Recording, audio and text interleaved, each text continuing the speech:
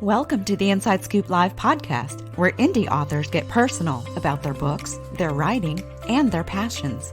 I'm your host, Sherry Hoyt. Join me for some lively conversations with debut indie authors and seasoned veterans alike.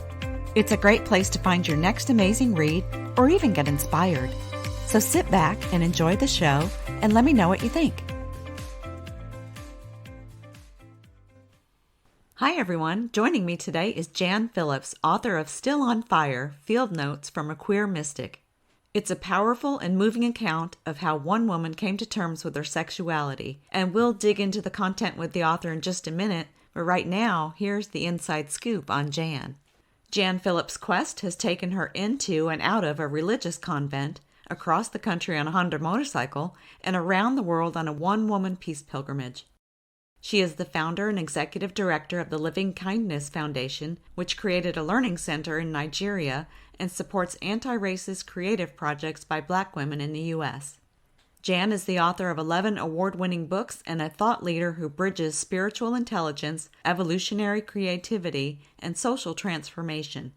She has taught in over 25 countries and has published work in the New York Times, Ms., Newsday, People, Parade Magazine, Christian Science Monitor, Spirituality and Health, Science of Mind, National Catholic Reporter, and Sun Magazine. Still on Fire, Field Notes from a Queer Mystic is her first memoir. To learn more about Jan and her work, visit her website at janphillips.com. Well, hi Jan, welcome to Inside Scoop Live. Well, I'm very happy to be at Inside Scoop Live. Great. We're excited to have you. Why don't you kick it off by telling us a little bit about your book, Still on Fire? Okay, well, the book is my 11th book, but it's my first memoir. And I decided to write it because it really deals with the intersection of two kind of marginalized places. One is LGBT, which is a big deal now because teen suicides for LGBTQ community are up. And there's still, in other countries around the world, caning us, stoning us, throwing us off buildings. And so even though people might think easy breezy for queers today because they can marry each other, the opposite is still true. So I'm in that community. It's my tribe. And so I thought, well, I'll tell my story. And the other side of it is the spirituality side, because so many LGBT people have quit the churches they were ever introduced to because the churches have been perpetuating a certain kind of homophobia. And so we're all basically kicked out. As a Catholic, I was thrown out of the convent. I was denied confessional absolution, thereby being denied the sacraments, being excommunicated for a trait that you're born with. It has nothing to do with the living of your life. It just seems ridiculous. So this memoir is the story of, how did the publisher say it? Religious wounding and spiritual healing. And I thought that was a nice little way of saying it because it brings to mind the difference between religion and spirituality. And that's the whole hope of this book. It's like so many people feel I can't be spiritual if I left my church, if I don't go to church anymore, even though my church hates me and dishonors and disinherits me. So I haven't had anything to do with religion in a very long time, but I have a profoundly deep spiritual life.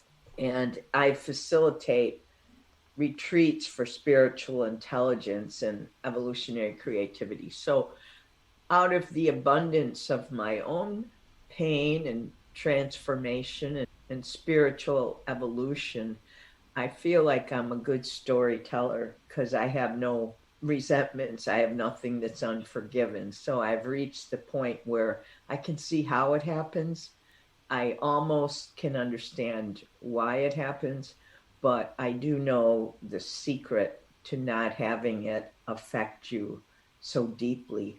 If you have been enculturated by this homophobic culture to not have reverence and respect for LGBT community, So I'm a good storyteller. It's a great book because it's one story after another, and each chapter has a really great little gold nugget hidden in there. Oh, okay. So basically, it's of course, it's a memoir. So it's biographical about this kid who is suicidal when she's 12. Because when you reach puberty and you start, falling for people, Mm-hmm. having romantic feelings, I was horrified that my romantic feelings were for girls.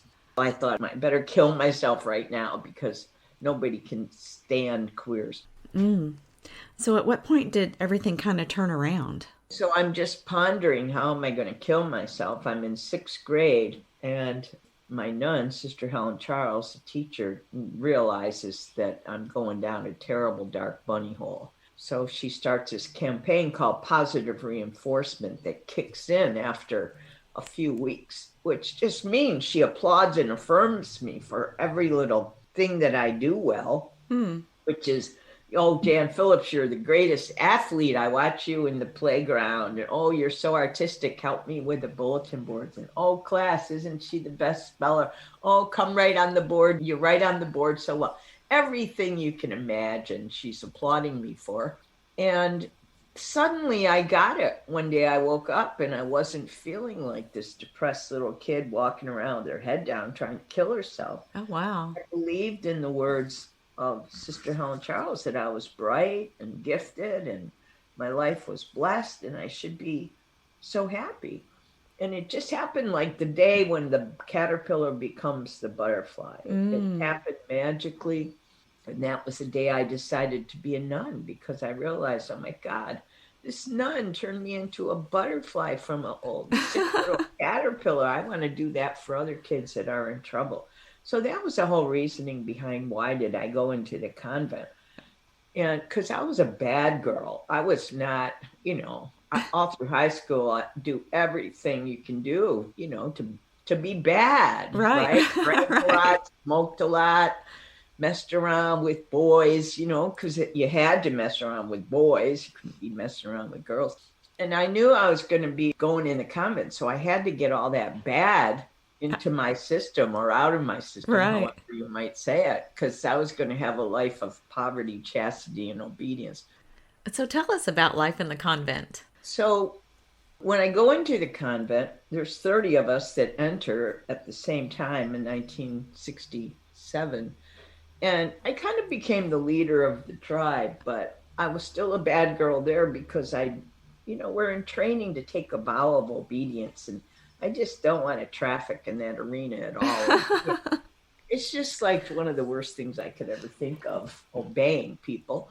I didn't trust anybody because there was nobody in my life as a young kid who I could trust to protect me, right? Because everybody just thinks who I am is a terrible thing. So hide it, never show it, right? This and that. Do you feel like people knew that you were gay, or did you tell your family? How did that all play out? I told my family in the 70s after I came out to myself. And when you go into the convent, they give you a barrage of tests to weed out homosexuals, and they'll ask ridiculous questions like, and it'd be like 200 questions. One of them will be, are you attracted to masculine women? And then 72 questions later, there'll be one that says, are you attracted to feminine women? I'm smart enough to know what they're trying to weed out here. So I just say no to everything that has anything to do with sex. So they won't figure it out. But when I get in there and start falling in love, they figured it out. Oh. And that's how come I got dismissed 2 years later. Wow. I get sent home one night. And they didn't tell me why. They just said, give us your habit, change back into your clothes you entered in, give us your veil. Your parents will be here in half an hour. So it was a trauma. Yeah. For me, because I really loved that life. I wouldn't have loved it if I had been obedient. But since I was disobedient and did anything I wanted, I loved the life. It was great. Yeah. It gave me the formula for bliss, which is create your day with equal parts of prayer and solitude and community and service. Wow. That was like the boot camp law. It's like when you go to the Marines, they don't let you decide what you're going to do with your day. they say, here's what you're going to do with your day. Right. And that's how it was in novitiate training. Here's what your days look like. And because they divvied them up into, okay, so much work, physical labor, so much service, go take care of the older sisters, work in the kitchen, go work in the laundry. There's a lot of that. And then there's also, 3 hours by yourself in prayer and meditation. Oh, don't talk, right? So there was a lot of solitude, a lot of contemplation time. And then I realized why I was so happy in there, because that's the perfect formula for me to be happy. The structure? Yeah. So I create my days in the same way right now. Okay. I've already had 2 hours of prayer this morning. Oh, wow.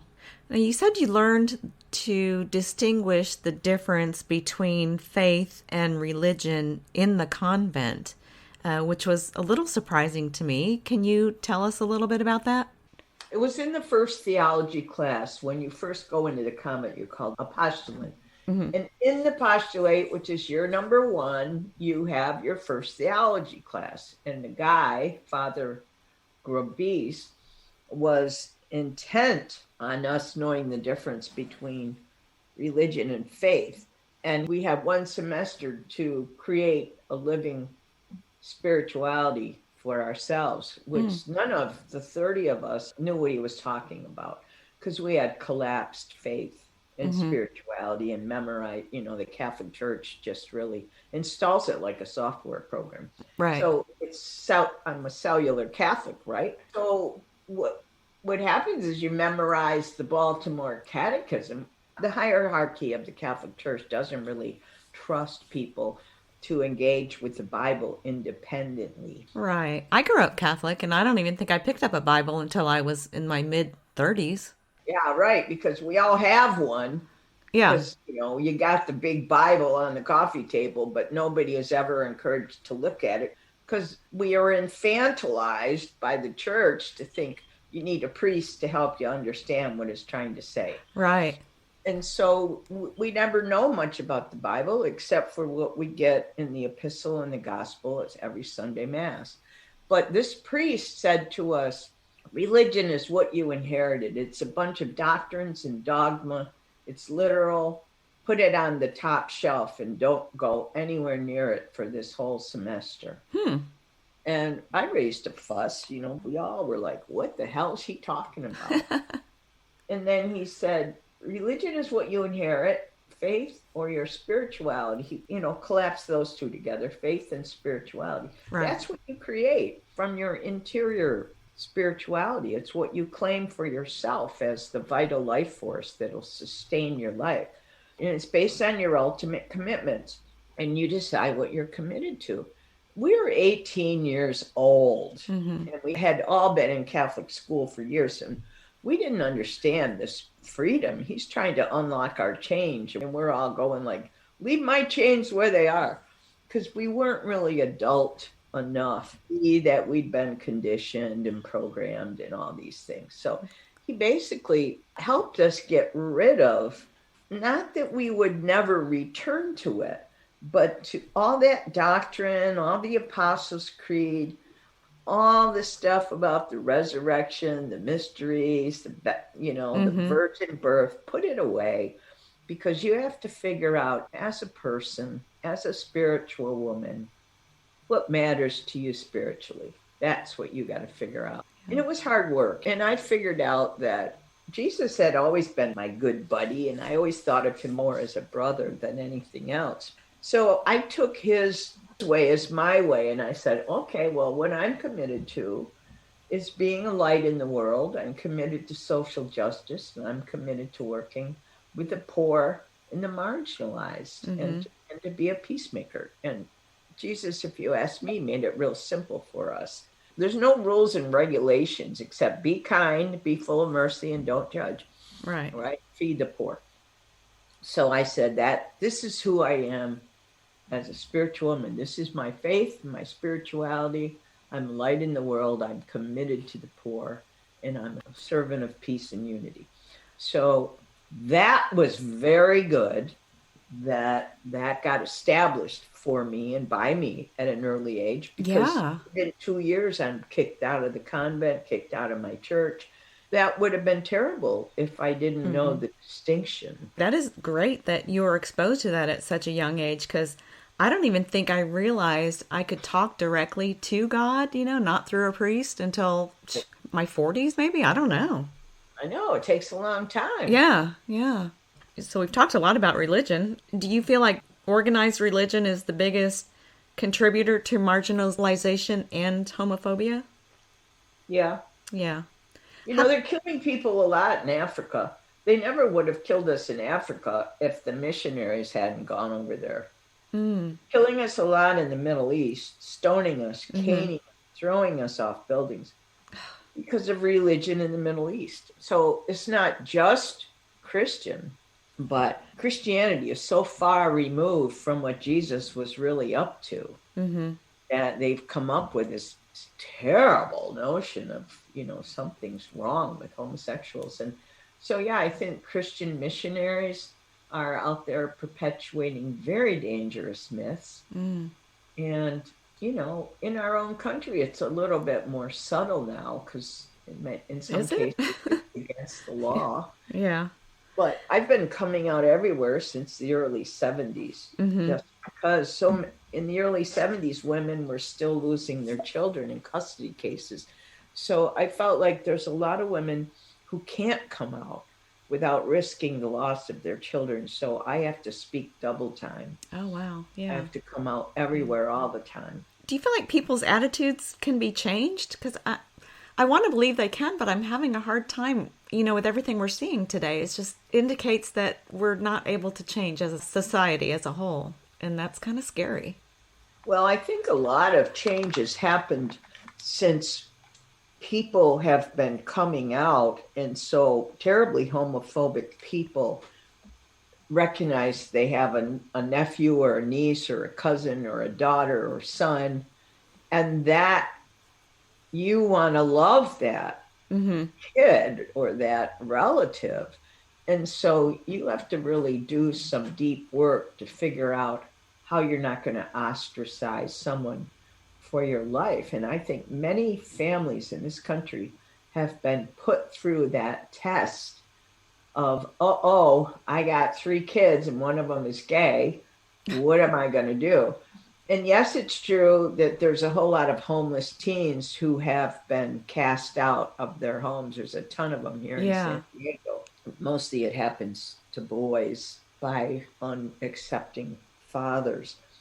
But I think that what the Human Rights Campaign has done nationally as an institution for and about LGBTQ people has in fact led to Supreme Court decision, let us get married, and that has led to more acceptance in the community. And sure, there's still a lot of homophobia among people, well, let's just say left and right, the conservative people in this country who refuse to think critically on their own, who don't know how to think critically and get their marching orders from Fox News or whatever. Right. They're still, happily, blissfully lost in a wrong time, in a wrong era, in a wrong ethic, but not much you can do about it.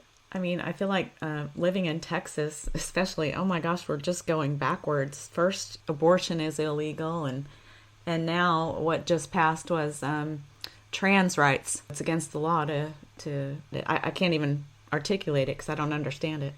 Yeah, because they're saying something about parents of trans kids are bad. Yeah, it's crazy. And same what's happening in Florida. I just want to drive around Florida shouting the word gay out of my car. Right. Don't say gay. Now, how ridiculous is that? I know. So the pendulum is swinging weirdly in the direction of oppression as wildly as it's swinging in the direction of freedom. Yeah. So your book, Still on Fire, I love the subtitle anyway. What's a queer mystic? Yeah, what's a queer mystic? So I wanted to put queer on the book cover because if you don't, then my tribe won't know it's for them. right? And because my tribe is generally churchless, I had to like code it in such a way that they would be able to, like, I'm in a rainbow scarf. Yeah, I saw that. I It's a love that. Yeah. self-portrait I took in Italy, walking down an alley in Orvieto with a long black robe and a rainbow scarf draped around my neck. And so there's anonymity to the photo, but that rainbow scarf gives you a clue that Mm-hmm. there's something going on. So queer mystic is that, a mystic is just somebody who has an unmediated relationship with divinity. So you're on your own. You don't call the rabbi or the imam or the priest or minister to help you have a relationship with God or whatever you see as that supreme intelligence. So I'm a mystic because every day I'm in a love affair with this force. I'm a chunk of creation. I'm a co-creator, Mm-hmm. right? I mean, the church got most things wrong, but if there's any veracity to that, we're created in the image of the creative force that makes us co-creative. And you can see we turn nothing into something all the time. Every one of us, even making dinner, right?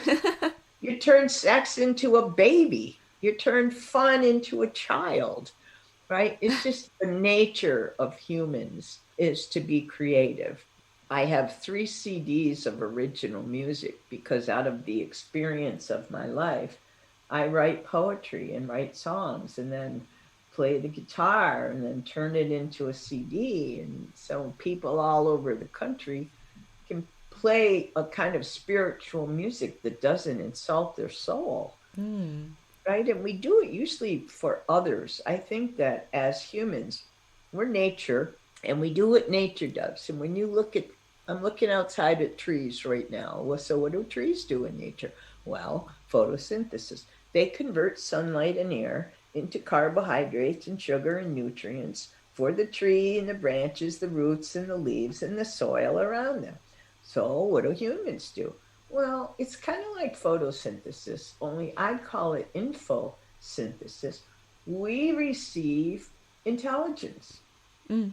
We receive bites of information all day long. Emily Dickinson says it like this: the only news I get is bulletins all day from immortality. Mm.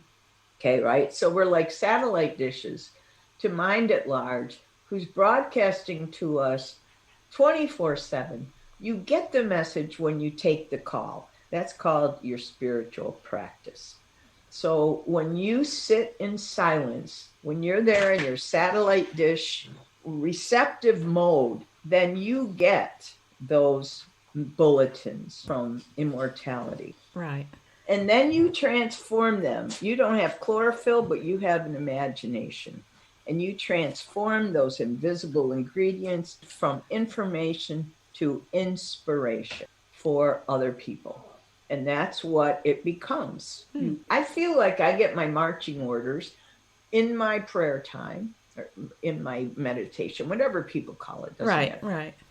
You get it. What's the next step? Might be the line of a poem, might be the title of a book, might be an idea for, oh, start this nonprofit. It comes in any variety of ways, but it's definitely coming from creative source, the primary source of all creation, Right. mind at large. Our reviewer mentioned the versatility of your book, how you've included songs and poetry and images and prose all wrapped up into your compelling life story is what she said. So, yeah, I love that. Yeah, I just made it into an Audible book. I just finished recording it here. Oh, And nice. so I get to sing and I read my poems. And so people can experience it with a little bit more personality than when you sit with, I don't want to say a dry book, but when you Right. sit with a dry book, you get whatever your imagination can bring to the table. Right. But when you hear an Audible book and then you hear the music, you hear something from my CD, you hear, right, me reading a poem, it's a little bit different because it Yeah. has my vitality. Yeah, I love audiobooks. I read for a living, so what do I do for fun? I listen to audiobooks. Oh, well, But see, there you have it. yeah, I mean, it's fun. So, who will benefit from reading Still on Fire? It's not just for the gay community, right? No, no, no. Here's who will benefit: whoever opens to page one. Mm.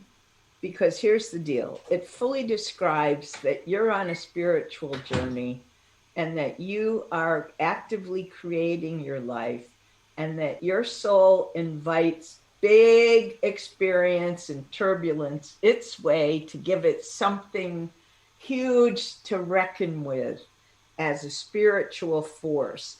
And so our experience that we draw toward us happens for us, happens to us, and happens through us. Mm-hmm. There's nobody that will not benefit from that very clear analysis of how our creativity works in the world.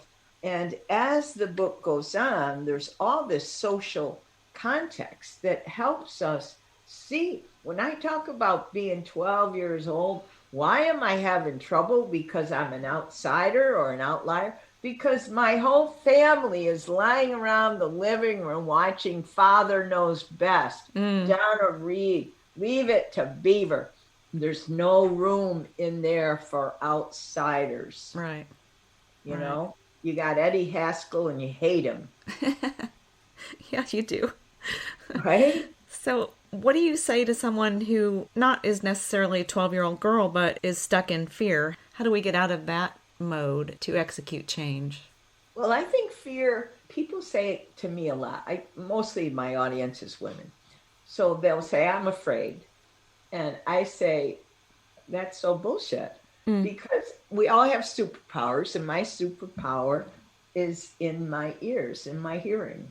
I am like audio sentient. And that means when I hear people's voices, and if they're lying, I can tell it. It doesn't have a soul resonance. So when I'm in consultation with people and they talk to me and they say something that's not soulfully true, then I know it. And so I have come to discern that people who say I'm afraid don't really mean they're afraid. It's not fear, it's something else. And that we just keep probing to see what else could it be. Because afraid of what? If you're afraid of what people are going to think about you, really? Yeah. Do you want that? I mean, when I go to Home Depot, I have been called sir so many times at Home Depot. When I know before I go to Home Depot that I don't want to deal with that because it's always insulting, then I say, put earrings on or put lipstick on. And that is me weakening, right? It's me saying, oh, I want them to know I'm a woman, right? But I am not afraid. You make other decisions. What's up for you? The big question is not what you're afraid of. The big question is, what are you committed to? What kind of force are you in the world? What are they going to say at your memorial? Are they going to Google you? What do your ancestors come to believe? What kind of trail are you leaving here? You got to figure out, well, if that's the kind of wimpy human being you want to be, go be that. It's like when people say to me, I don't have time to meditate. Part of me wants to say, I don't have time to talk to you then. Right? Because you're not up to me. You're not up to it. Yeah. If you say you don't have time to meditate, I usually say, because it hurts me in a way to hear that. Yeah. And I say back, oh dear, that sounds to me like a young mother saying, well, I just don't have time to feed my baby. That's kind of tragedy feels like, because the time that we give to that spiritual practice, even if it's 10 minutes a day, is the only time you're carving out for your love affair with your primary lover. When you fall in love with somebody, you do anything. I have driven through blizzards to spend an hour with someone I'm in love with. I have risked my life to be with the person I'm in love with. That's the power of love. Mm-hmm. So if you say, oh, it's raining out, I adore you, I'm totally in love with you, but I'm too afraid of the rain to meet you at Starbucks, or to have you come and get in my bed with me. It's just baloney. Yeah. If you really want a love affair, you have a love affair. That's true. And that's what I have with my dancing partner. That's how come I'm being interviewed, right? Because I want to be a force in the world. Right. I want to have people asking me questions. And so this is how I organize my life. I do things in a big way. Somebody notices, wow, we ought to talk to her. Yeah. And then, it's like nature wants to keep populating, right? Nature is all about sex and propagation, right? How do things come together to keep propagating? There's this guy who wrote a book called Botany of Desire. And he talks about, he says, people need these three things. He named them all, and every chapter was about tulips evolved to get more beautiful, more and more beautiful, because then they would be propagated around the world. And potatoes, and then marijuana, and then apples, because of the sweetness, got propagated all around the world. Marijuana, because people like to get out of their senses every once in a while. Yeah. Whatever potatoes was, I don't remember that. But it's like we figure out how to propagate ourselves. And for an artist, I do it with books, with music, with poetry. What else? I don't paint, but I'm a photographer. Yeah. Right? I'm not a dancer, God forbid. But I do it in every way I can do it. And the question is, what are you drawing attention to? And if you're a conscious evolutionary creator, you will know right away what you're drawing attention to. I'm going to speak for you. You're drawing attention to great books that have the power to inspire and influence minds who make a difference in the world. And that's your job. And you've created your income from it. Mm-hmm. Your whole life is your creative gesture. So you and your partner have figured out a brilliant way to be of service and use and to be cultural activists at this time in a culture that's suffering for lack of imagination. Yeah. So you and me together, we're both doing it every day. You wake up and you create a better world for people. Wow. I'm inspired. I hope so. I didn't know I did all that. Yeah, you do. This is an enlightened conversation. Yeah. It's inspiring. And you're making it possible for people around the world to hear it. It could change their life. They could order this book or not. They might have just had their life changed because of what you and I just said. Right. But if not, they'll order the book or they'll get something from you. They'll go to your website and that book will change their life. We know books that have changed I've been changed by a Doris Lessing novel. Rachel Carson changed lives. Ursula Le Guin changed my life, right? Yeah. So that's what we do. We just show up and live bigly. Just show up. I don't want to say bigly because we know who said bigly. Hugely. Oh, you're funny. Oh my goodness. So Still on Fire has been out for what, about 6 months now? I don't know, since October. Yeah, almost 6 months. So what kind of feedback have you had on it? Well, I get tons of feedback all the time because I have a newsletter list of 9,000 people. Oh, wow. People should sign up because it's a great newsletter. Go to janphillips.com, sign up. So anyway, people all know everything about me and my life from my monthly newsletter. And so they email me directly and say, oh my God, it's the greatest thing since Velcro. Oh my God, I love this. Oh, page 88, my favorite. Oh, thank you so much. And I keep saying, well, please post that on Amazon.com. Exactly. Right? Because all that affirmation, it doesn't make me cry for sure, but it's like it could be more useful. Right. If it's more global. Amazon, folks, Barnes & Noble, wherever. But, yeah. Yeah, Goodreads, whatever, wherever people, interact with the reading community. Yeah. Suggested Teresa's books or tell Oprah, oh, you got to read this book.